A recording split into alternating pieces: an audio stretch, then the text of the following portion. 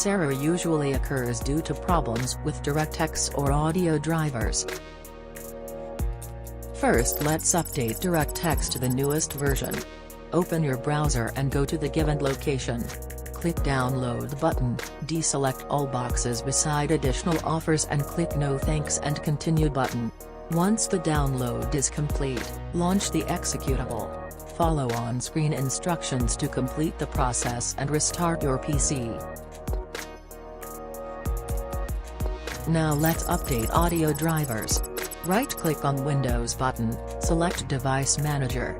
In newly opened window in the list, locate and expand Sound, Video and Game Controllers category, then right-click on your sound adapter and select Update Driver. Then select to search for updated drivers automatically, and once the process is finished, restart your PC. Now let's install the latest Windows updates. Click on Windows button, then click on Settings. In newly opened window, click on Updates and Security option. Then click on Check for Updates button.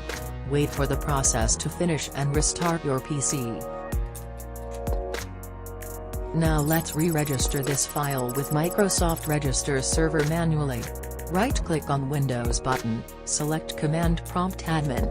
In Command Prompt environment, type in the given commands one by one, each followed by pressing Enter. Then restart your PC. Thank you for watching. Subscribe for more videos.